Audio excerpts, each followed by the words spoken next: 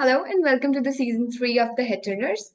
In this season, we're taking a different route, a different approach by focusing on one-on-one conversations with industry experts, diving deeper into their insights and their experiences. Today, we are here with Dr. G. Loganathan, Yes. famously known as Dr. Logan.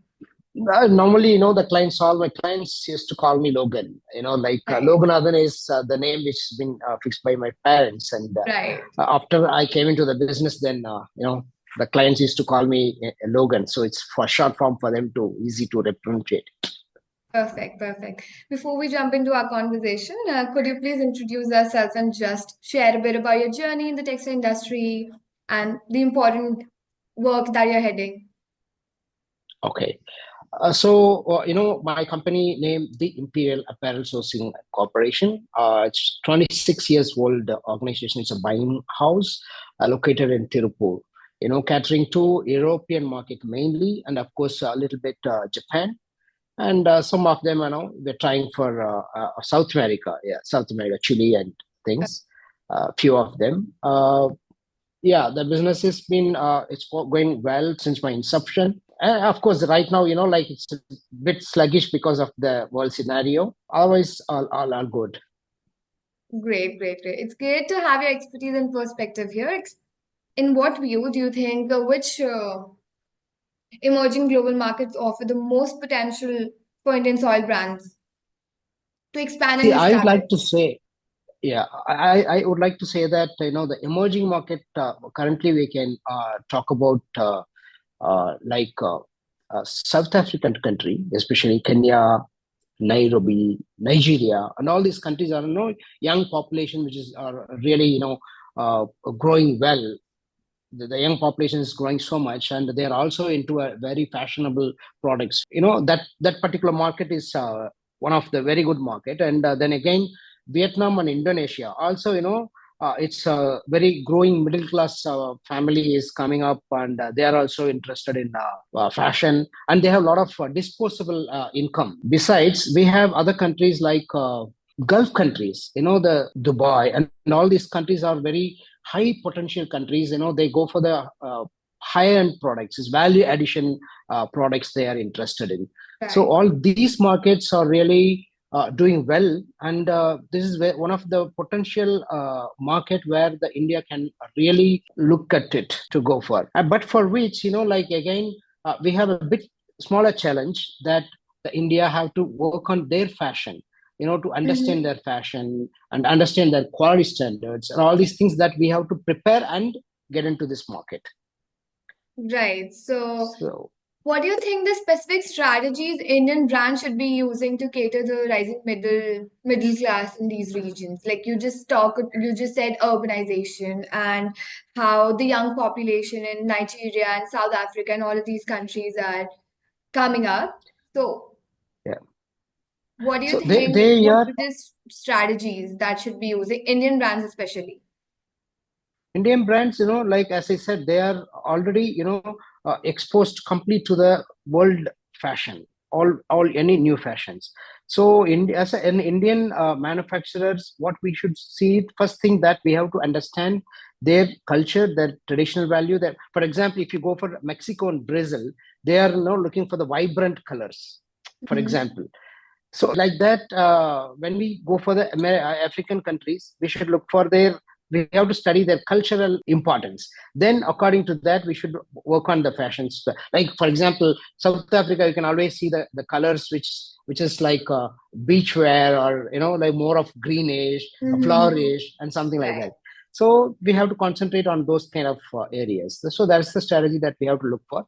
Besides, already the sustainable products is already in the market everywhere, all over the world. All the fashion industry talks about the sustainable products. It is the So buzzword we have, right yeah, and we have the very great potential right now. We are already in sustainable long time ago, and we are very much capable to cater these markets. And okay, so what is your perspective on the potential of emerging markets like Russia and Japan for India as a sourcing Okay. hub? Japan, I would say it's it's a crucial market. It's not simply like, you can sell anything, whatever you produce in a bulk way.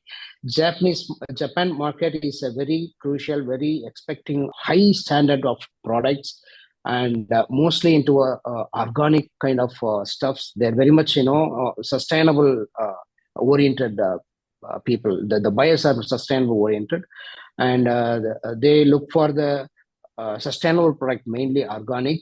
Besides, they look for the very high end products, finishing. Then quality standards are very very high. So Japanese market, what we can go for is, we can aim for the, I mean, when we are able to meet these products, then Japan market is very good. They look for the smaller quantity, but the best product. Right. Whereas Russia, like, it's very upcoming market, replacing like Poland, other Eastern Europe. Russia is very upcoming market because of the war. Also, I would say that the supply chain situation, changed the strategy, the global strategy. So Russia emerged as a very big market where we can sell, where we can export a large volume of products, so that they will distribute among those Europe and Eastern European countries too. To capitalize on this opportunity. Yeah, capitalize on all this. Yes. Right. Okay. So what steps can, for the global competitiveness, what Yeah. steps can Indian textile manufacturers take to upscale their production capabilities, both in terms of quality and quantity? Since you just spoke about how Japan is such high end and it's basically quality driven now. So how could we take steps as the Indian Yeah. textile community? First thing, our manufacturers have to understand the market which we wanted to penetrate, number one. And number two, the automation of the manufacturing, the smart manufacturing, which has to be adopted. For example, the AI driven technology has to be implemented in the machineries as well. Also have to be given the training to those people who are operating those machineries. Then also, using the AI tools for the market forecast plus inventory control, and all these things have to put together. Besides, we have to concentrate on the sustainable production, using the green energy, and making the sustainable fabric. All these things are essential to get into the market where we really wanted to penetrate. Can you give an example of how AI has already shown cost benefits? Yeah, see, the AI technology, like, already it came into it, just it got into in all our minds. Whatever we wanted to think, that can give an idea what you are supposed to think. So the AI driven technology is already adopted in in the textile industry. For example, developing the new designs, virtual presentation, virtual showroom. Then the smart manufacturing used the AI software. Right. So all these things can help the manufacturers to adopt these things for the sustainable production. And since we're already talking about innovation and technology, the cost effect, you already spoke about the automation and how it affects the cost effectiveness and basically quality. Yeah. How do you see the role of government initiatives, the PLIs, schemes Yeah. to just support this import substitution? See, the imports, when we talk about the imports substitution, I really wanted to, emphasize one particular point where, of course, even in many occasions, we discussed this one in many forums, even the BSL forums also long time ago, that import substitution mainly for the accessories. I would strongly emphasize, we are completely dependent on the accessories for the embellishment, apart from the fabrics and all these things like MMF, all the synthetic and these fabrics. So I would suggest, already the government is helping with the PLI and also the kind of national funding scheme. There are two schemes which is already the government has implemented for the manufacturers with the supporting, going for the new infrastructure development and all these things. And these incentives are really going to help them substituting the imports. But this only is not enough. This is not enough. Like we Mhm. really look for these PLI have to be extended to the accessory manufacturers, and we have to make the accessory clusters who can make only accessories. And also we need to have the R&D for the accessories in India, because these are all the things which is really lacking. If we are able to meet all these requirements, especially the accessories, the embellishments, of course, I mean, it's a great market for India. Surely it's That's a great market wonderful for what you've India. just suggested. The clusters for accessories itself, Yes, since we have clusters for every other yes, product or whatever that we're looking for, we have clusters for everything but accessories. So I'm sure yes. that's a wonderful idea. But about the policy makers, what further support are we requiring?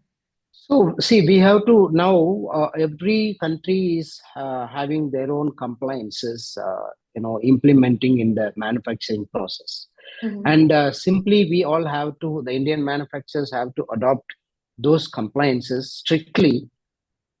By doing so, we meet the sustainable production as well. I mean, we go with a production cost is less, then also we can meet the quality standard, higher standards to meeting the international requirement. So these things, the compliances is one of the main factor. Besides, every manufacturers have to have their own setup. The government have to. It's already set up a few training centers in every district and every places across India, and these training centers have to be utilized in an appropriate way to train the people from management as well to the labor force, so that we can meet the quality standard to the That international was market. that was just what I was coming on to next. My next question was, what kind of workforce upscaling and upskilling and training programs are necessary in your viewpoint? Which is very much necessary right now, because we are in a position where we have to improve our quality standards. And the government also has realized the importance of this, and they have done the recent a marvelous scheme about internship scheme, Mm-hmm. Prime Minister's internship scheme, which is recently launched. Besides, there is a one more scheme, which is PMKVY, Prime Minister, I mean, Pradhan Mantri Kaushal Vikas Yojana. These three things are very, very marvelous program. This is initiated by the government to enhance, upscale the entire labor force, workforce. To make everyone skill into uh, in their own field, with the AI related, with the digital technology and everything. And how do you think the Indian textile brands can leverage the digital platforms and the e-commerce? Yeah, so it's already everybody is started using the social media, like all social media platform. This is one of the important uh, platform where one can leverage the Indian Mhm. manufacturing to the Indian export to the other countries. Then there are B2B, B2C, D2C, all these things. So the e-commerce business, websites, all these things can be already everybody started using it, and hope we are really going on in the right direction in that area. But it has to be more vulnerable into it, because the competitive world is very huge, and the competition is really huge. So we have to take the leverage as much as possible. Coming on to our last question, how can India's textile sector adopt an import substitution strategy to reduce the dependency on the foreign imports? Because self sustainability, so we need to be self sustained first, number one. For which, what are the things we needed? Number one, the government support, going for the plug and play type of infrastructure. Every state, every district can have a setup, acquiring the park, Right. apparel park, Yeah, where you can have that we a plug already and have. play infrastructure. Yeah, that we already have. So Yeah, this is one of the important one, benefits that where we have. every manufacturers that we can do it.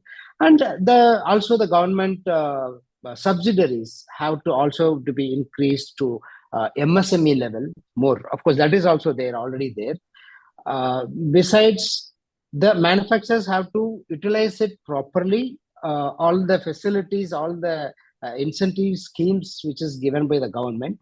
And one challenge which is to be also addressed, there are a lot of policies and things are there, but uh, getting it in right time to make the product or to make the business on time, the gap between the supply chain among the policies and to the reaching to the manufacturers have to be more close. That has to be the gap has to be reduced much, so that easy available of funding, easy available of the infrastructure, easy available of the raw material, because they have to make a cluster. The most important thing, like for example, Tirupur is one of the best example for the cluster type of business. There are n number. There are about 3,500 factories across, in and around Tirupur, and we are all connected, completely connected. So this is one of the best model, as appreciated by many governments. Even many foreign countries have appreciated the Tirupur cluster based business activities. That's wonderful. I mean, it comes with awareness, I feel. It's more like that's our job to do, I feel. Yeah. Because people are aware, people know that there are policies existing, but they're not aware of how to actually get them or get access to all of those things. So I Yeah. think it falls upon us to kind of take that initiative and aware people about that. Absolutely. Yeah. We have to take, and that is the reason, like we are connected. Yes, Yeah. yes. It was wonderful talking to you, Doctor. Even for me as well, is a great pleasure, and I really thank BSL, extending this platform to share my knowledge to some extent to my fraternity. Also thank you for organizing such a wonderful webinar. So Thank I'm, you. I'm really so happy and thankful to you as well, to BSL. Thank you so much. Thank you so much. It was wonderful talking to you.